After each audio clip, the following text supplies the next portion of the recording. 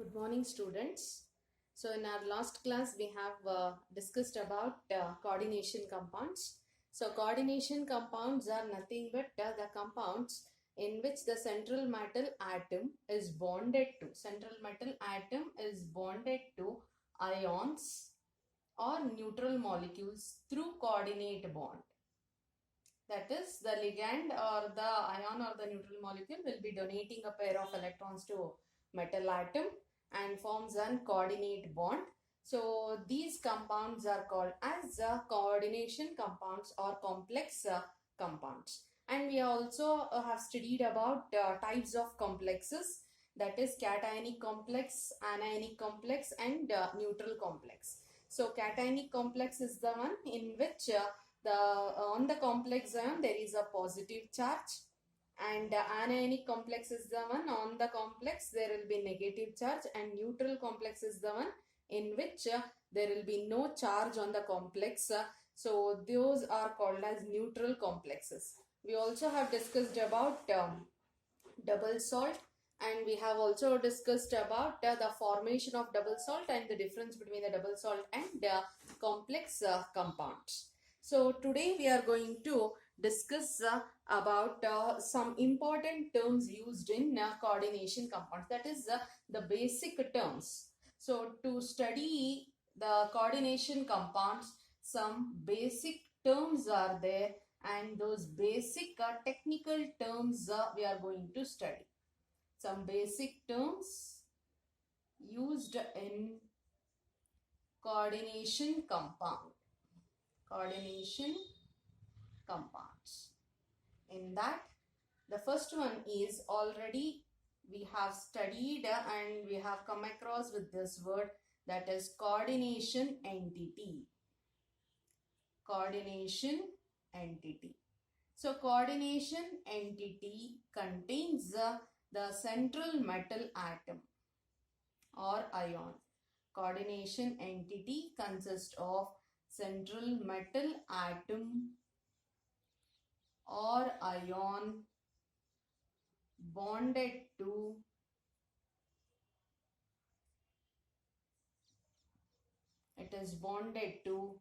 number of ions or neutral molecules.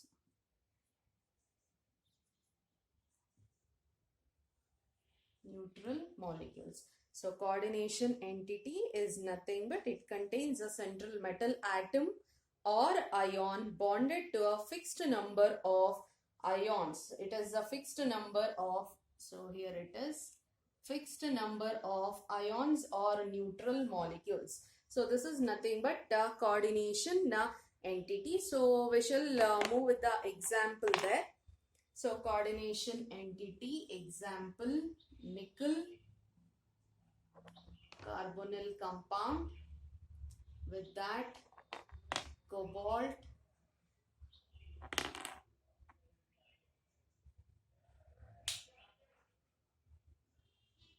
or we can also give one more example, that is,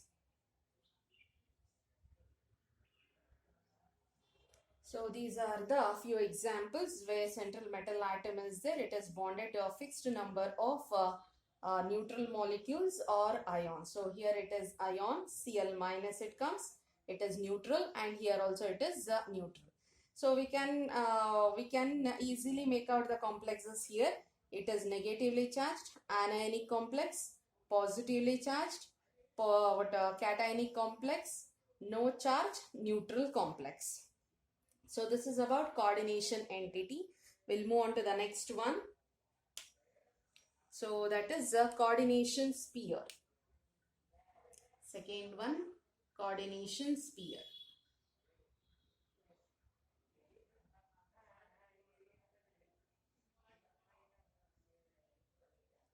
So coordination sphere, it is nothing but, so it also the same thing.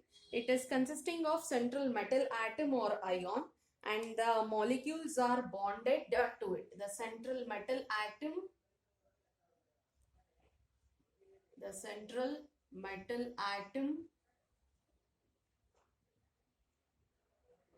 or ion bonded to ions or neutral molecules. Neutral molecules which are enclosed. This is very, very important. Which are enclosed in a square bracket. Which are enclosed in a square bracket. That is nothing but coordination entity says that.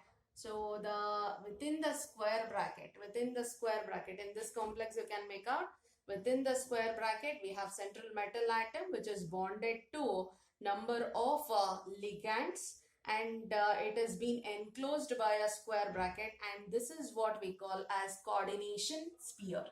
So coordination sphere is nothing but the central metal atom or ion bonded to ions or neutral molecules which are enclosed in a square bracket. So within the square bracket, whatever is there, so all those have been called as coordination sphere. So let us take an example. So example is same, but we shall analyze and check what are these ligands, coordination sphere, coordination entity, counter ions. We have come across with that word also in our last class, that is counter ions. So if at all an complex is there, so so in that complex, one example I'm taking, CuNH3 6 times, and it is, and we'll make it we'll write it as SO4 molecule. So check here. So in this complex we have CuNH3 6 times. So in the square bracket, that is within the square bracket, we have copper and 6 molecules of NH3. So this is nothing but coordination sphere. This is nothing but coordination sphere. Within the square bracket, whatever is there, whatever in the sense, we have central metal atom and ligands will be there. Those are enclosed in a bracket, and that is nothing but coordination sphere. So we have NH3 molecule. We know what is NH3. NH3 is going to donate a pair of electron. Each NH3 molecule, 6 molecules are there. Each NH3 molecules are going to donate a pair of electron to the central atom and forming an bond here, and that bond is nothing but coordinate bond. So we can say NH3 is a ligand. SO4 is nothing but it is an counter ion. SO4 is nothing but counter ion. Outside the bracket, whatever is there, we call them as counter ions, and these are useful only to balance the charge on the complex ion. So the charge on SO4 is SO4 minus 2. That means that on the complex there should be plus 2 charge. Outside, if minus 2 is there, that means that on the complex there should be plus 2 charge. And this plus 2 charge we shall relate to this one metal now. NH3 is a neutral molecule which doesn't have any charge. So this plus 2 charge is of a central metal atom. So the central metal atom Cu is in plus 2 charge. So we can write Cu2 plus is a central metal ion. Central metal ion. And what is that NH3? NH3 is a ligand. NH3 is a ligand, and SO4 2 minus is counter ion. It is counter ion. Next, so we have how many NH3 molecules? We have 6 NH3 molecules. This 6 indicates coordination number. So we are going to study that one next, but now itself you remember. So it is a coordination number. In short, we can write it as CN, capital C, capital N.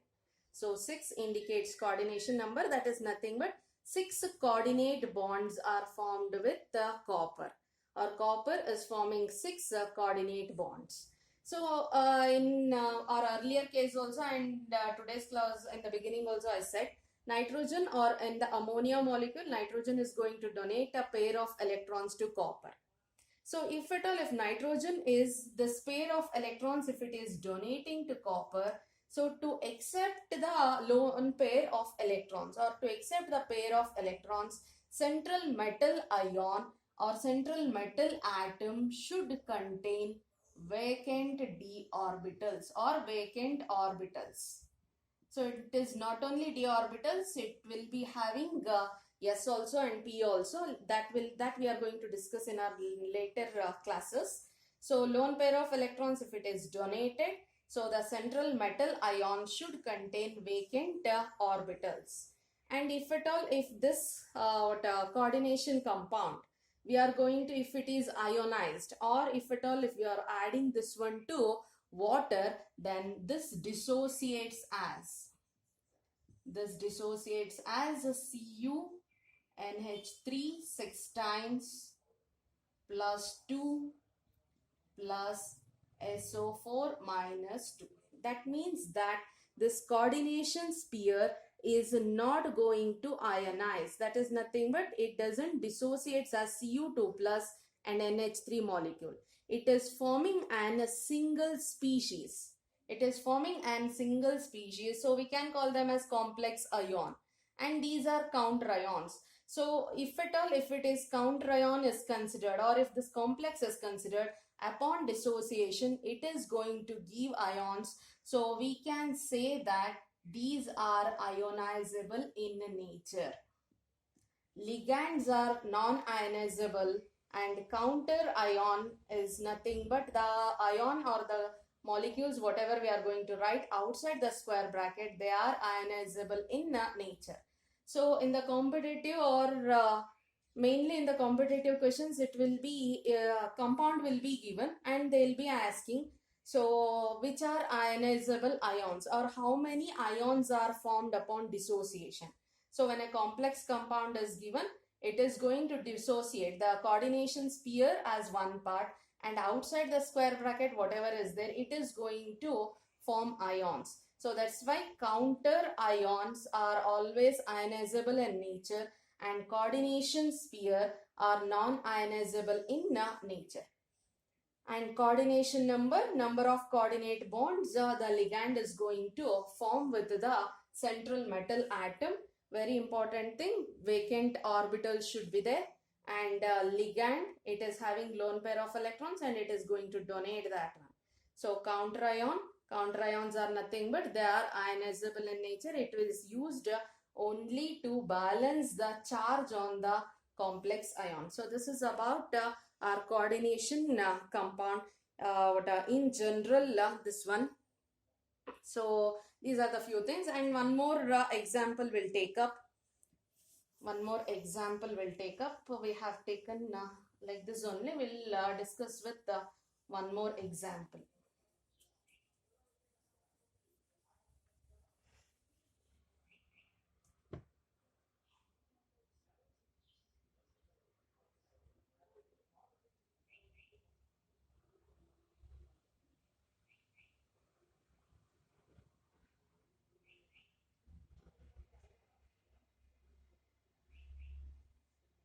So this is complex. It is K2PT6Cl. So for this, we can put bracket or not. It is one and the same because it is an atom. So you need not mention the bracket for Cl. So here it dissociates as 2K plus and PtCl6.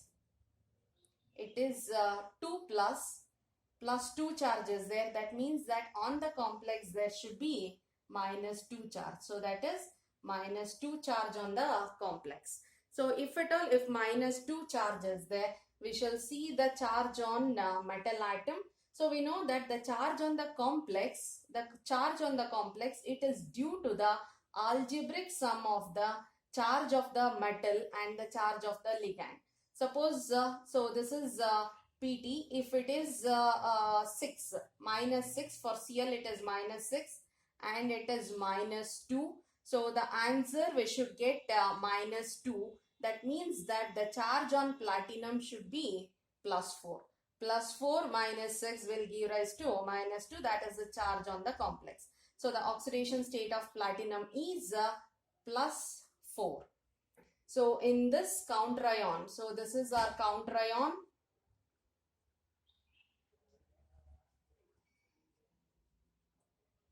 This is our counter ion. So this is our coordination sphere. These are the ligands. Cl is the ligand. 6 is the coordination number. So it is an anionic complex it is forming. So to balance that negative charge, so the counter ion is potassium, or positively charged ion is the counter ion. So counter ion may be positively charged or it may be negatively charged. So it is based upon the charge on the complex. So the counter ion charge is based upon the charge on the complex. Earlier we have taken the complex is an cationic complex and the counter ion was negatively charged. Here it is an anionic complex and the counter ion is positively charged.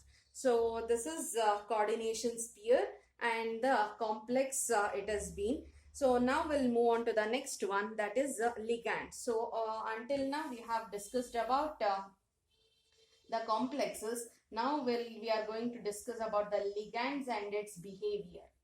So behavior, and that is nothing but classification. So exactly not classification, but still we can consider that one as classification also.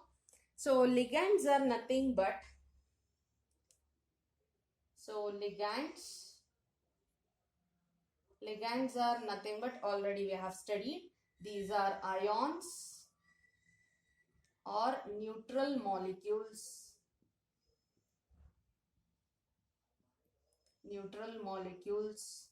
Which donates a pair of electrons to the central metal atom,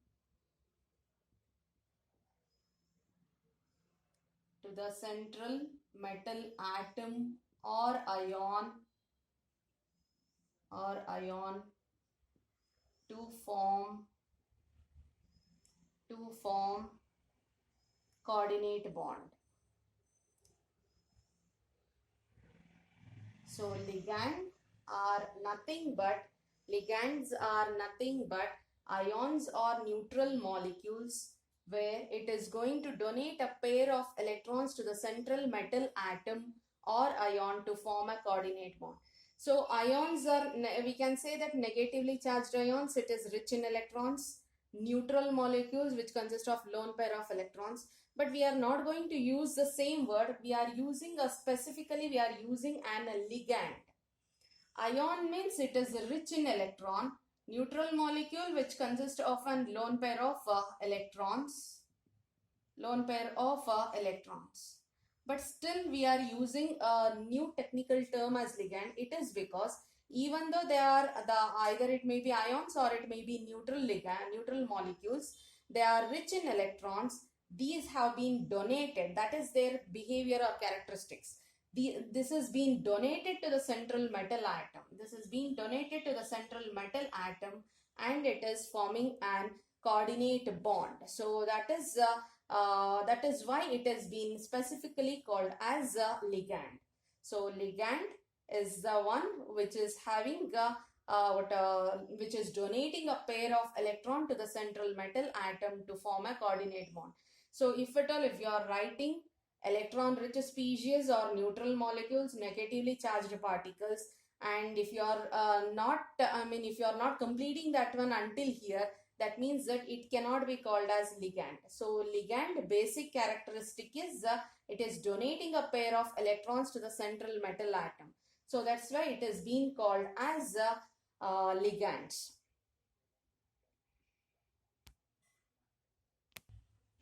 Ligands may be simple molecules like NH3, H2O, or ions like Cl minus, Cn minus, Br minus. These are simple molecules or simple ions.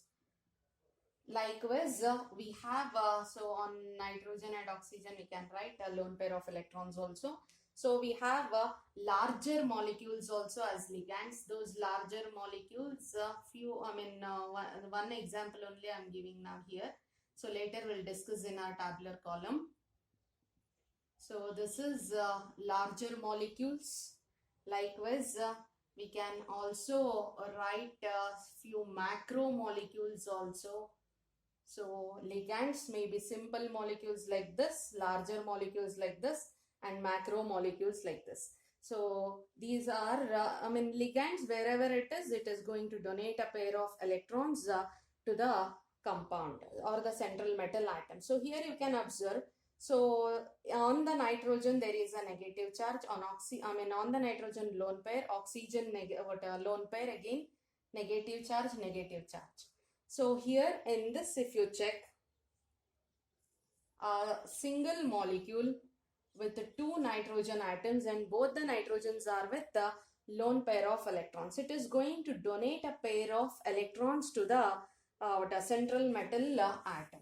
So this nitrogen is also donating and this nitrogen is also donating.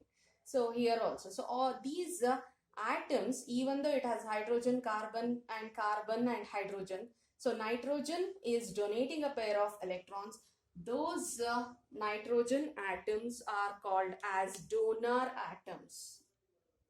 They are called as donor atoms.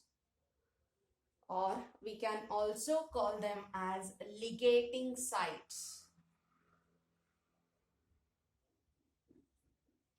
Ligating sites, donor atoms or ligating sites, or we can also call them as donor sites. Donor sites. So observe properly, the compound or a ligand in which nitrogen is rich in electrons and nitrogen is going to donate an pair of electron to the central metal atom. So the atom which is donating a pair of electron to the central metal atom and forming a coordinate bond, those atoms are called as donor atoms, ligating sites or donor sites. Here you can see in NH3, nitrogen is donor atom, oxygen is donor atom. So here Cn minus it is. So here this is again, it is a little bit different. So carbon will be an donor atom there. So we shall check the structure of this one later. So observe, so hydrogen is there, nitrogen is there, nitrogen donor atom, oxygen donor atom. So in this, so only one donor atom is present. In this, two donor atoms are present. So they are called as bidentate ligands. So only one donor atom is there, then they are called as unidentate or monodentate ligands. So the types of ligands are nothing but monodentate ligands, bidentate ligands. We have further tridentate ligands, tetradentate, hexadentate, pentadentate ligands are there. So that one we shall see that one also now.